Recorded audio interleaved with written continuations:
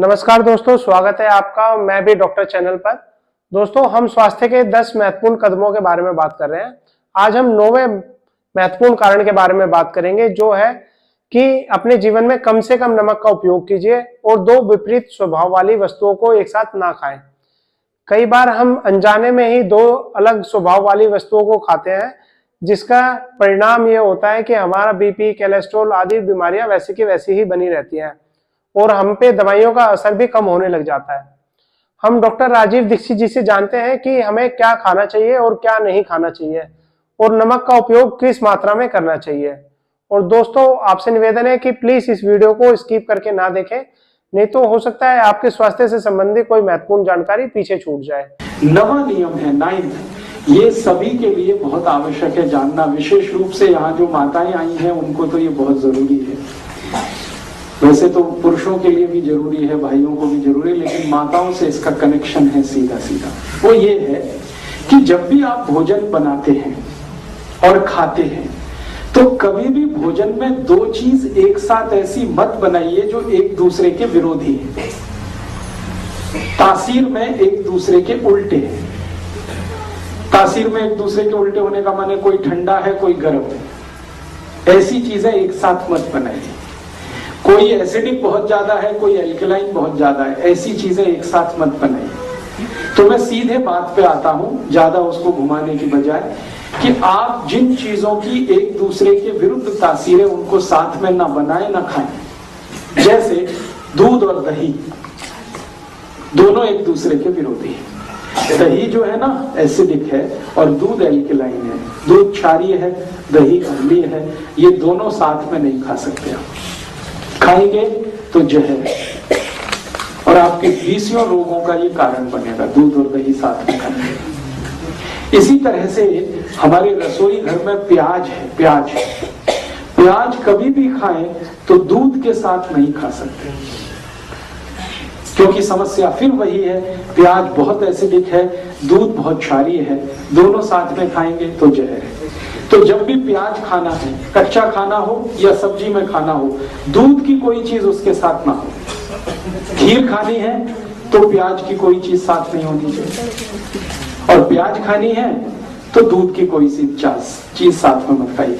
प्याज के साथ जो दोस्ती है वो दही की है। दही के साथ भरपूर प्याज खाइए, दही में प्याज डाल के खाइए, प्याज में दही डाल के खाइए।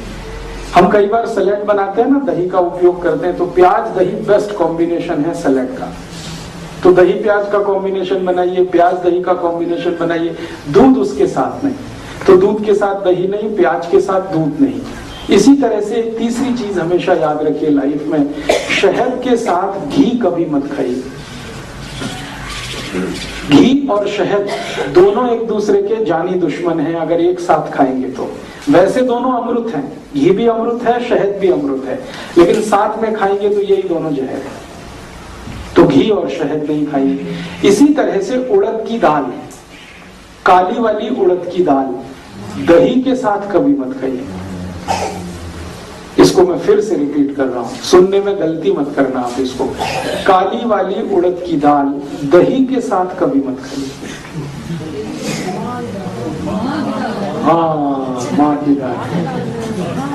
पंजाब में आप सब लोग उसे माँ की दाल कहते हैं। माँ की दाल अकेले खानी है, दही उसके साथ नहीं। क्यों नहीं? माँ की दाल के साथ कभी भी दही मैंने खा के देखा। आयुर्वेद में तो मैंने ये 12 साल पहले पढ़ा था, बहुत दिन मैंने खा के देखा, 5-6 महीने। मेरा ब्लड प्रेशर नॉर्मल है, लेकिन जब भी माँ की दाल के साथ दही खाया बीपी हाई हो गया, जब भी खाया। तो मेरा आप सभी माताओं को विशेष निवेदन है कि दही बड़ा, अगर उड़द की दाल का बड़ा है तो दही के साथ मत खाइए उसको। मूंग की दाल का बड़ा दही के साथ खाइए। मूंग की दाल दही के साथ खा सकते हैं, अरहर की दाल दही के साथ खा सकते हैं, तुअर की दाल दही के साथ खा सकते हैं, मसूर की दाल दही के साथ खा सकते हैं, चने की दाल की दही से बहुत अच्छी दोस्ती है, खेसारी की दाल दही के साथ खा सकते हैं, सोयाबीन की दाल दही के साथ खा सकते हैं। एक ही दाल है भारत में और दुनिया में, उड़द की दाल, काली उड़द की दाल, माँ की दाल, जिसको दही के साथ नहीं खाया जाता।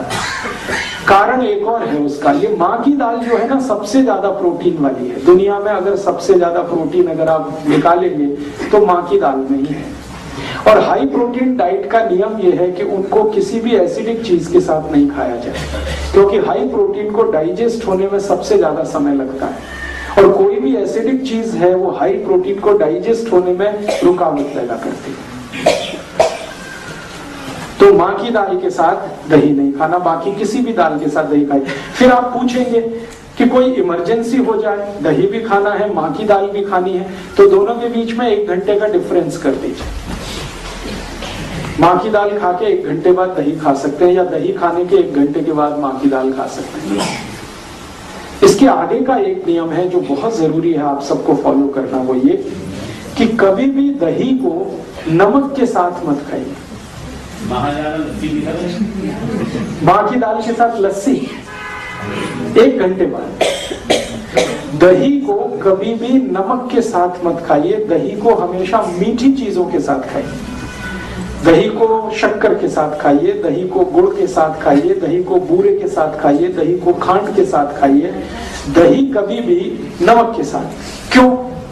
मैं आपको एक छोटा एक्सपेरिमेंट करने के लिए बोलता हूं। आप बाजार में जाइए, कोई भी साइंटिफिक इंस्ट्रूमेंट की दुकान से एक लेंस खरीद लाइए, छोटी चीजों को बड़ा दिखाने वाला जो लेंस होता है, मिल जाता है, 10-12 रुपए का आएगा। एक दिन लाके अपने दही पे लगा के देखिए, तो इतने बैक्टीरिया दिखाई देंगे आपको जो करोड़ों की संख्या में।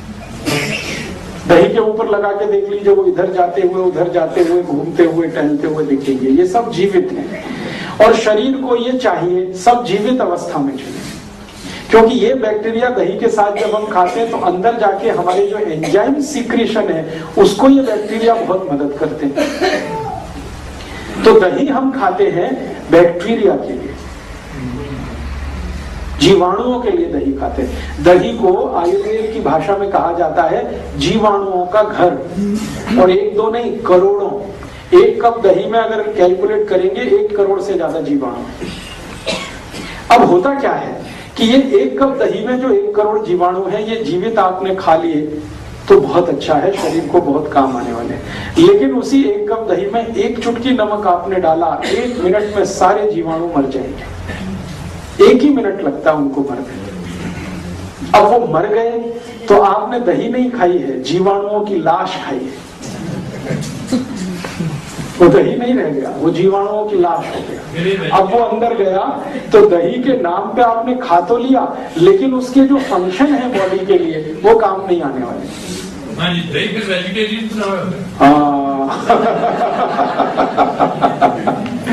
बहुत अच्छा सवाल है कि ये वेजिटेरियन है या नॉन वेजिटेरियन है। थोड़ी देर में मैं बात करूंगा जीवाणुओं पे, तब इसमें से क्लैरिफाई हो जाएगा। अभी जो बात चल रही है वो ये कि 1 चुटकी नमक डालते ही 100 किलो दही के सारे जीवाणु मर जाते हैं, 1 चुटकी। हाँ, ये बात सही है, दुनिया में कुछ भी वेजिटेरियन नहीं है। हम थोड़ी देर में इस पे एक्सप्लेनेशन करेंगे। दही में 1 चुटकी नमक डालते ही सब मर जाते, क्योंकि नमक के जो केमिकल्स हैं वो जीवाणुओं के दुश्मन है सारे के सारे। नमक के सारे केमिकल्स जीवाणुओं के दुश्मन है। इसलिए आयुर्वेद में कहा गया है कि दही में कोई ऐसी चीज खिलाइए जो जीवाणुओं की संख्या को बढ़ाए, मारे नहीं, खत्म न करे। इसलिए कहा गया है दही को गुड़ के साथ खाइए। गुड़ डालते ही जीवाणुओं की संख्या मल्टीप्लाई हो जाती है। मल्टीप्लाई 1 करोड़ से 2 करोड़ पहुंच जाते हैं। थोड़ी देर गुड़ मिला के रख दीजिए, इतनी तेज उनकी ग्रोथ है। दही में बूरा डाल दीजिए, बूरा समझते हैं? तो दही में बूरा डाल दीजिए, मल्टीप्लिकेशन इतना फास्ट होता है कि कोई इमेजिनेशन नहीं कर सकता। एक दिन आप ये कर लीजिए मेरे कहने पर, 15 रुपए का लेंस आएगा, लाइए, खर्चा करिए, सवेरे से शाम तक ये एक्सपेरिमेंट करिए, तो आपको समझ में आ जाएगा कि जीवाणु कितनी तेज मल्टीप्लाई करते हैं मीठी चीज डालने। चीनी भी डालें तो भी मल्टीप्लिकेशन होता है, गुड़ डालें तो और ज्यादा होता है, बूरा डालने पर सबसे ज्यादा होता है। और एक मिश्री आती है, मिश्री, वो पीस के दही में डाल दीजिए, तब तो अद्भुत होता है, सोने में सुहागा। भगवान कृष्ण दही को मिश्री के साथ ही खाते थे। तो आप जो है दही को खाने का नियम तरीका थोड़ा बदलिए।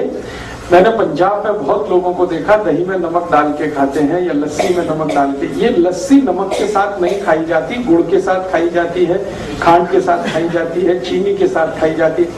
मुझे पुराने समय का याद आता है कि हम लोग हमारे मामा के घर जाते थे दही बूरा खाने के लिए। दही नमक खाने के लिए कभी कोई कहीं नहीं जाता, दही बूरा खाने जाते थे। और दावतें होती थी गांव में तो दही के साथ बूरा ही डाला जाता था। बहुत इंटेलिजेंट लोग थे वो सब। अब शुगर जो है वो आपकी एक स्पेसिफिक प्रॉब्लम है, वो तो पूरे देश की नहीं है, आपकी प्रॉब्लम है। तो आप अपनी शुगर को कंट्रोल करने के तरीके मैं बता दूंगा, वो आप करते हुए दही को इस्तेमाल कर सकते हैं, मीठा दही भी इस्तेमाल कर सकते हैं। लेकिन दही के लिए विशेष मैं आपसे कह रहा हूं कि दही में नमक नहीं। और इसी तरह का और एक नियम है, वो ये कि दूध खाते हुए या दूध पीते हुए कोई भी नमक की चीज ना हो। दूध और नमक की भी दोस्ती नहीं है, दही और नमक की भी दोस्ती नहीं है। अगर कोई चीज दूध की खा रहे हैं तो नमक की चीज ना हो, नमक की चीज खा रहे हैं तो दूध की चीज ना हो। अब आप कहेंगे इट इज हाईली इम्पॉसिबल। ऐसे इम्पॉसिबल है कि खीर खानी है और सब्जी ना हो, ये तो बड़ा मुश्किल।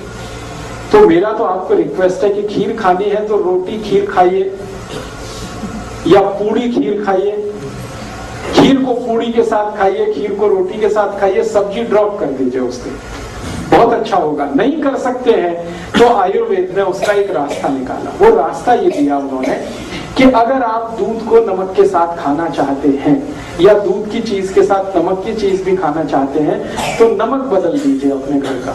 नमक लाइए सेंधा, जिसको हम पाकिस्तानी नमक कहते हैं, लाहौरी नमक कहते हैं, वो नमक खाइए। अब आप बोलेंगे इसमें क्या फर्क है? बहुत बड़ा फर्क है। एक तो नमक बनता है समुद्र के पानी से, जिसको आदमी बनाता है, जो आजकल आपके घर में आता है। ये बाजार से जो आप नमक लाते हैं ना आयोडीन युक्त, ये सब समुद्र के पानी का नमक है।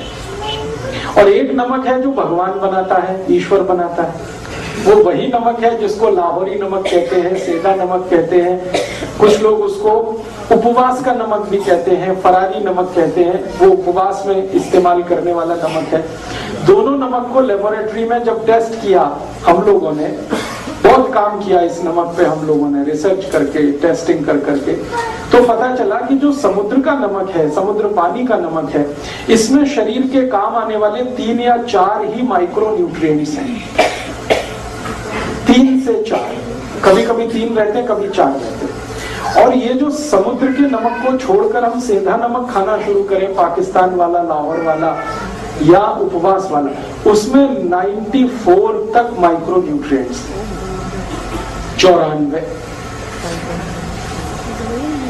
अब आप देख लीजिए फायदे का सौदा क्या है। ये नमक है जिसमें 3 से 4 माइक्रो न्यूट्रिएंट्स हैं, वो नमक है जिसमें 90 से 94 माइक्रो न्यूट्रिएंट्स हैं। तो आप सीधे कहेंगे हमको तो वही चाहिए, वही नमक सबसे अच्छा है। और मैंने इस पे थोड़ा काम किया तो पता ये चला कि जब हम समुद्री पानी का नमक खाते हैं तो शरीर के सारे कॉम्प्लिकेशंस बढ़ते, क्योंकि वो शरीर को अनुकूल नहीं पड़ता, क्योंकि समुद्र का पानी ही अनुकूल नहीं है किसी को। समुद्र के पानी को शुद्ध करने की ताकत तो भगवान और ईश्वर और वाहेगुरु के पास है और किसी के पास नहीं। आदमी तो नहीं कर सकता। ये समुद्र का पानी जब धूप पड़ती है, वेपराइज्ड होता है, बादल में बदलता है, बादल फिर बरसता है, पानी आता है, वो जो साइकिल है वो ईश्वर की, प्रकृति की साइकिल है, हमारी नहीं। वो ही कर सकता, हम नहीं कर पाते। लेबोरेटरी में कितना भी हम शुद्ध करें वो नहीं आ पाता। और दूसरी जानकारी कि सारे नमक समुद्र वाले ब्लड प्रेशर बढ़ाने वाले हैं। समुद्र के पानी का जितना नमक खाएंगे ब्लड प्रेशर उतना ही बढ़ेगा आपको। और आजकल ब्लड प्रेशर एक कॉमन डिसीज हो गई है जो किलर है, किसी को भी मार डाले। हर दूसरे तीसरे आदमी को पूछ लो तो कहता बीपी हाई है। उसका सबसे बड़ा कारण है नमक, जो हमारे घर में है। मैं आपको और एक ऐतिहासिक जानकारी देना चाहता हूँ, सुन के आपको खराब जरूर लगेगा लेकिन वो सच है। वो ये है कि ये समुद्र के पानी का नमक हम भारतवासियों ने मात्र 70 साल पहले से खाना शुरू किया है। 70 साल पहले कोई भारतवासी समुद्र के पानी का नमक नहीं खाता था। हम सब सेंधा नमक, आयोडीन के नाम पर, अब समस्या इसमें एक आती है, वो ये कि हमको आयोडीन की डिफिशियंसी है नहीं, क्योंकि हम आधा कटोरी दाल रोज खाते हैं। फिर हम एक्स्ट्रा आयोडीन वाला नमक खाएंगे तो आयोडीन जरूरत से ज्यादा शरीर में हुआ तो समस्या आती है।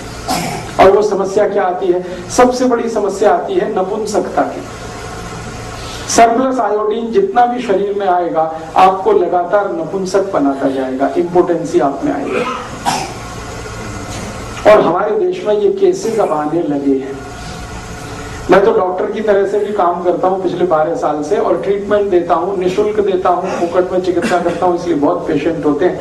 मेरे पास ऐसे हजारों पेशेंट हैं जिनकी शादियां हो गई हैं, 10 साल हो गए, 12 साल हो गए, कहीं कोई कॉम्प्लिकेशन नहीं है, बच्चा नहीं हो रहा। मैं दोनों की रिपोर्ट निकलवाता हूँ, पति की, पत्नी की, कहीं कोई मुझे कॉम्प्लिकेशन समझ में नहीं आता। लास्ट में फिर मैं डायग्नोसिस करते हुए आयोडीन का चेक करवाता हूँ तो उनके ब्लड में जरूरत से ज्यादा आयोडीन मिलती है।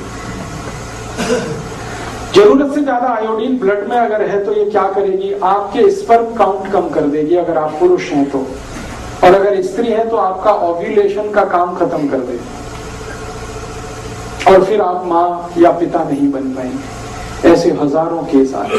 फिर मैं क्या करता हूं, जब मुझे कोई कॉम्प्लिकेशन नहीं लगता, आयोडीन सरप्लस दिखता, मैं उनको कह देता हूं नमक बदल दो, आप ये सेंधा नमक खाना शुरू करो, काला नमक खाना शुरू। 1 साल के बाद वो आते हैं, कहते हैं बच्चा तो हो गया।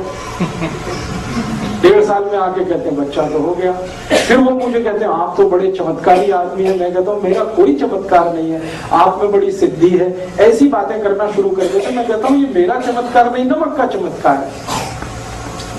इतनी सिंपल सी बात है।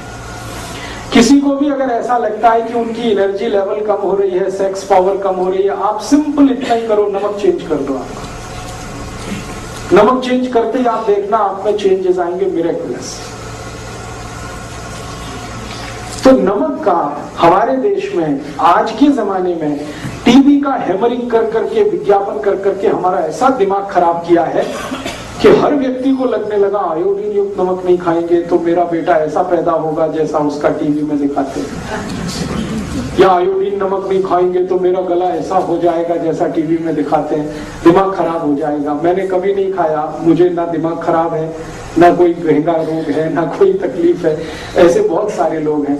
तो आप ये विज्ञापनबाजी में मत जाइए। ये तो सरकार के विज्ञापन है, और सरकार के विज्ञापन कुछ वेस्टेड इंटरेस्ट के साथ हैं। स्वार्थ क्या है इसमें? नमक बनता है समुद्र का 15 पैसे किलो, आप जानते हैं, क्योंकि उसको बनाने में खर्चा कुछ नहीं है। समुद्र का पानी है, मुफ्त का है, सूरज की रोशनी है, वो भी मुफ्त की है, मशीन कोई लगती नहीं। 15 पैसे किलो का नमक बनता है। अब उसको बेचना है 10 रुपए किलो, तो कैसे बिकेगा? तो कुछ उसमें शिगुफा लगाना पड़ेगा। तो वो बताना शुरू करते हैं आयोडाइज्ड है, आयोडीन युक्त है, एक्स्ट्रा फ्री फ्लो है। ये सब आपको बोल बोल के उल्लू बनाते हैं। नमक को एक्स्ट्रा फ्री फ्लो है। एक्स्ट्रा फ्री फ्लो माने वो दाना दाना गिरता है। मैं आपको जो किस्सा समझाना चाहता हूँ वो ये, दाना दाना नमक गिरना ही नहीं चाहिए। नमक कभी भी एक्स्ट्रा फ्री फ्लो होना नहीं चाहिए, नहीं तो वो नमक नहीं रहेगा। एक्स्ट्रा फ्री फ्लो करने के लिए पता है क्या किया जाता है? नमक की जो नमी है उसको निकाला जाता है, और नमक की क्वालिटी है कि वो नमी को एब्जॉर्ब करता है। खुला हुआ नमक यहाँ रख दो, सूखा हुआ, 10 मिनट के बाद आप देखेंगे वो गीला गीला हो जाएगा। वातावरण में जितनी भी ह्यूमिडिटी है उसको वो खींचता है, इसी की क्वालिटी है नमक की। अब वो नमी को निकालने के लिए केमिकल डालते हैं, उसका नाम है एल्यूमिनियम सिलिकेट, और ये केमिकल और भी खतरनाक है। एक तो डाल दिया पोटेशियम आयोडेट जो इनऑर्गेनिक है, ऊपर से डाल दिया एल्यूमिनियम सिलिकेट उसको एक्स्ट्रा फ्री फ्लो बनाने के लिए। ये दोनों समस्याएं हमारे शरीर को बहुत कॉम्प्लिकेशन दे रही हैं। अब मैं आपको एक और जानकारी देना चाहता हूं जो आपको होनी ही चाहिए। यूरोप और अमेरिका में एक्स्ट्रा फ्री फ्लो नमक की जरूरत है, उनको जरूरत है। क्यों? क्योंकि उनके यहां सब्जी बनाना किसी को नहीं आता। वो बनी बनाई सब्जी लाते हैं जो पैकेट में आती है, डब्बा बंद आती है, और बनी बनाई सब्जी में नमक मिला के पैकेट नहीं बना सकते, नहीं तो खराब हो जाती है। तो वो बिना नमक की सब्जी बना के पैकेट में बंद करके अमेरिका में बेचा जाता, कनाडा में बेचा जाता, यूरोप में बेचा जाता। अब उस सब्जी को खाने के लिए जब प्लेट पे डालेंगे तो ऊपर से नमक डालना पड़ता है, इसलिए उनको एक्स्ट्रा फ्री फ्लो नमक चाहिए। हमारे हिंदुस्तान में बिल्कुल उल्टा है। हमारे हिंदुस्तान में ऐसा कोई घर नहीं है जिसको सब्जी बनाना ना आता हो। अमेरिका में ऐसा कोई फैमिली नहीं है जिसको सब्जी बनाना आता हो। वो प्रोफेसर हो सकते हैं, डॉक्टर हो सकते हैं, मैनेजर हो सकते हैं, इंजीनियर हो सकते हैं, लेकिन सब्जी बनाना किसी को नहीं आता। रोटी बनाना नहीं आता, पराठा बनाना नहीं आता, पूड़ी बनाना नहीं आता, कुछ भी नहीं आता उनको। तो इस टेक्नोलॉजी में हम ही मास्टर हैं और कोई नहीं। हाँ, कुछ आता ही नहीं है। वो तो बाजार से पाव रोटी खरीद लाते हैं, डबल रोटी खरीद लाते हैं, उसको ऐसे काट लो, ऐसे काट लो, बीच से काट लो, उसमें कुछ भर लो, खा लो। हालांकि वो बनती गेहूं के आटे से ही है। हम भी गेहूं के आटे से पूड़ी बनाते हैं, पराठा बनाते हैं, ये बनाते हैं। हम 100 आइटम बनाते हैं गेहूं के आटे से। उनको एक ही आइटम बनाना आता है, वो पाव रोटी, डबल रोटी, वो भी सड़ा कर, फर्मेंटेशन कराकर 6-6 दिन सड़ाना पड़ता है आटे को, मैदा बना के, तब वो बनती है। तो उनकी प्रॉब्लम है, सब्जी बना नहीं सकते, दाल बना नहीं सकते, आती है नहीं, टेक्नोलॉजी उनको किसी ने बताई नहीं, उन्होंने कभी ली भी नहीं दोनों की दुनिया के किसी देश से। तो उनको ऊपर से नमक डाल के खाना पड़ता है। सलाद में डालेंगे, सब्जी में डालेंगे, तो उनको एक्स्ट्रा फीड तो चाहिए। हमारे यहाँ तो उल्टा है, हम तो सब्जी बनाते समय नमक डालते हैं। आपको मेरा पॉइंट समझ में आ रहा है? हम सब्जी बनाते समय नमक डालते हैं, हमको एक्स्ट्रा फील्फो की जरूरत ही नहीं, क्योंकि हमारे यहाँ दाल बनाते हुए नमक डाला जाता है, सब्जी पकाते हुए नमक डाला जाता है। हम सब्जी बनने के बाद नमक डाल के नहीं खाते कभी। हम सब्जी बनाते हुए नमक डालते हैं, उसमें बॉइलिंग आता है, उबाल आता है, फिर जाके हम वो सब्जी खाते हैं। तो हमको एक्स्ट्रा फ्री फ्लो की जरूरत नहीं है, लेकिन सरकार हमको भी जबरदस्ती वो नमक खिला रही है एक्स्ट्रा फ्री फ्लो के नाम पर। तो हमारे शरीर में एल्यूमिनियम सिलिकेट बढ़ता जा रहा है और उसके कारण लंग्स इन्फेक्शन की बीमारियां हैं, दमा है, अस्थमा है, ब्रोंकियल अस्थमा है, ट्यूबरकुलोसिस है, क्योंकि एल्यूमिनियम सिलिकेट बहुत खराब केमिकल है। एल्यूमिनियम का ही नाम आप जानते हैं, वो बहुत खराब है, हैवी मेटल है, वो सब डिपॉजिट होता है, फ्लश आउट नहीं हो सकता बॉडी से। इसलिए मेरी आप सबको हाथ जोड़कर विनती है कि जो जिंदगी भर आप स्वस्थ रहना चाहते हैं, तो नमक तो आज से ही बदल दीजिए। आपके फीका खाइए तो बहुत ही अच्छा। मीठा दही है, ताजा दही है, खट्टापन नहीं आया है तो फीका खा लीजिए। थोड़ा खट्टापन आया है तो गुड़ डाल के खाइए, चीनी डाल के, शक्कर डाल के। तो जी हाँ, मैं अभी आगे आ रहा हूँ। हाँ, मैं अभी थोड़ी देर में आगे आ रहा हूँ इसी नियम पे। तो अभी तक मैंने 9 नियम बताए हैं। 9वां नियम रिपीट कर रहा हूँ कि 2 वस्तुएं एक दूसरे के विरोधी हैं तो साथ में नहीं खाना। दूध दही साथ में नहीं खाना है, दही नमक साथ में नहीं खाना है, दूध और प्याज साथ में नहीं खाना है। दही के साथ अगर मीठा खाएंगे तो सबसे अच्छा है, दूध के साथ अगर नमक खाएंगे तो सेंधा नमक ही खाना है, काला नमक ही खाना है। नहीं तो आप हमेशा के लिए भूल ही जाइए ना, नमक ही बदल दीजिए तो ये कहानी खत्म हो जाएगी, मुझे समझाना ही नहीं पड़ेगा। इसके आगे 2-3 चीजें छूट गई हैं। खट्टे फलों के साथ कभी भी दूध नहीं खाना है। खट्टे फल, संतरा है, मौसमी है, अंगूर है, ये सब खट्टे फल है, सिट्रिक। इन फलों के साथ कभी भी दूध नहीं। इनके साथ हमेशा दही, लस्सी आदि आदि ले सकते हैं। खट्टे फलों के साथ दूध नहीं खाना है। आम एक एक्सेप्शन है, क्योंकि आम जो है ना एल्कलाइन है, आम एसिडिक है नहीं। आम जब तक खट्टा है माने कच्चा है तो एसिडिक है, पकने के बाद वो एल्कलाइन हो जाता है। इसलिए आम और दूध तो खा सकते हैं। बाकी खट्टे फल को याद रखिए, नींबू है, संतरा है, मौसमी है, अंगूर है, ये दूध के साथ नहीं खा सकते। और एक चीज जी, सेब खा सकते हैं दूध के साथ, क्योंकि सेब सिट्रिक नहीं है, सेब एक्चुअली एल्कलाइन है, तो वो दूध के साथ खा सकते हैं। गाजर है, सेब है, दोनों एल्कलाइन है। मूली एसिडिक है, मूली दूध के साथ नहीं खा सकते। गाजर दूध के साथ खा सकते हैं, सेब दूध के साथ खा सकते हैं, चीकू दूध के साथ खा सकते हैं, केला दूध के साथ खा सकते हैं। जो एसिडिक चीजें हैं वो दूध से अवॉइड करिए, दूध के साथ मत लीजिए। और एक छोटी सी बात इसी में जोड़नी है, कटहल की सब्जी कभी भी खाएं तो उसके साथ दूध मत खाइए। ये एक ही एक्सेप्शन है, कटहल एसिडिक नहीं है, कटहल एल्कलाइन है, फिर भी वो दूध के साथ वर्जित है। ये एक एक्सेप्शन है। और एक्सेप्शन का कारण ये है कि कटहल का वही किस्सा है, हाई प्रोटीन है बहुत ज्यादा, उसको डाइजेस्ट होने के लिए डिस्टरबेंस होता है दूध से। इसलिए आयुर्वेद में कह दिया गया हटाइए इसको, अलग अलग खाइए, दूध खाइए अलग, कटहल अलग खाइए। और 1-2 चीजें हैं इसी क्रम में कि किसके साथ क्या खाएं, किसके साथ क्या नहीं खाएं। घर में कभी भी आप कोई ऐसी चीज बनाएं जो तासीर में गर्म है। उसके साथ ठंडी चीज कोई ना हो। जैसे आजकल मैंने देखा है, हम गरम गरम खाना खा के आइसक्रीम जरूर खाते हैं, अपना सत्यानाश करते हैं। और ये सत्यानाश कैसे होता है? कोई आपको शादी में बुलाता है इनविटेशन देके कि आइए और हमारे यहाँ गरम डिनर खा के आइसक्रीम खा के मर के जाइए, और एक नहीं खाइए, डबल खाइए। और मैंने तो पंजाब में ऐसे भी महान महान लोग देखे हैं कि आइसक्रीम में गरम रसगुल्ला डाल के खाते हैं। महामूर्ख लोग, पता नहीं कहां से आए। गरम गरम रसगुल्ला एकदम ठंडे आइसक्रीम में डाल के खाते। फिर पूछो भाई क्या कर रहे हो, तो कहते टेस्ट है जी। शरीर का देखना है कि टेस्ट का देखना है? तो आप कहीं भी डिनर में जाइए, मैं ये नहीं कहता डिनर में मजे, जरूर जाइए, लेकिन ध्यान रखिए कि अगर डिनर गरम गरम आपने खा लिया है तो ठंडी आइसक्रीम मत खाइए। और कई लोग पंजाब में ऐसे हैं, याद ही नहीं रखते, अभी चाय पी अभी आइसक्रीम खा लेंगे। हाँ, उनको बिल्कुल 1 मिनट नहीं लगता, चाय पी के निकले कहीं आइसक्रीम खा के आ गए, आइसक्रीम खा के आ गए, इधर चाय पी ली या इधर कॉफी पी ली।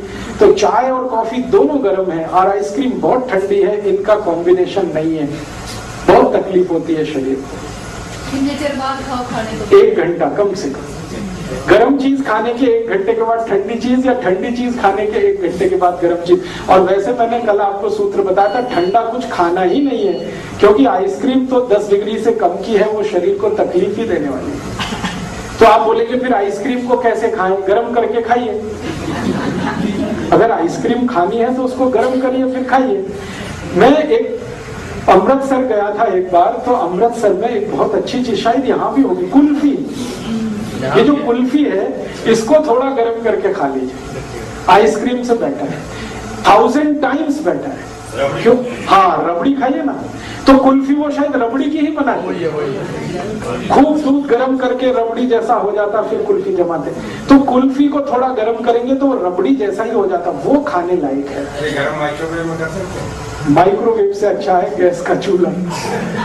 तो आप जो है रबड़ी खाइए, आइसक्रीम छोड़ दीजिए, कुल्फी पे आ जाइए और कुल्फी को हल्का गर्म करके खाइए, वो आपके लिए बहुत मुफीद है। कारण एक ही है कि आइसक्रीम में जितने केमिकल्स हैं कुल्फी में एक भी नहीं। कुल्फी में दूध ही दूध है, वो भी अच्छे से गर्म किया हुआ है, बस उसको ज्यादा ठंडा कर दिया तो वो जम गया है। आप उसका ठंडापन निकाल के खा लीजिए, पाव करके खा सकते हैं। हाँ। और नहीं तो एक आखिरी ऑप्शन बताता हूँ, खाना ही है आपको, तो मेरा ये कहना है कि उसको सलीके से खाइए। जैसे आप कुल्फी खा रहे हैं ना, तो उसका तरीका ये है कि पहले उसको मुंह में रखिए थोड़ी देर, कुल्फी का टुकड़ा काट के मुंह में रखिए और उसको घुमाइए, तो जो लार है वो उसको अपने आप गर्म कर देगी। जब हल्की गर्म हो जाए फिर अंदर ले जाए। तो दोस्तों, आज हमने जाना कि जब दो विरुद्ध प्रभाव वाली चीजें खाई जाती हैं तो किस तरीके से स्किन की प्रॉब्लम, बीपी और कई बीमारियां जन्म लेती हैं। और दोस्तों, अगर हम निरंतर नमक का उपयोग करते रहे तो हमारी बीपी की समस्या कभी समाप्त नहीं होने वाली, ये हमेशा बढ़ती ही जाएगी।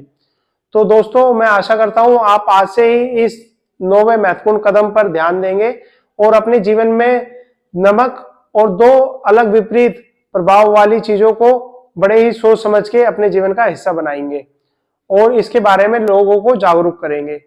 अगर आपने हमारे चैनल को सब्सक्राइब नहीं किया है तो प्लीज सब्सक्राइब कर लें और इस जानकारी को ज्यादा से ज्यादा लोगों के साथ लाइक, कमेंट और शेयर कराइए, जिससे आपके साथ और लोग भी स्वस्थ रह सकें। तो मिलते हैं आपसे अगली वीडियो में, तब तक के लिए नमस्कार।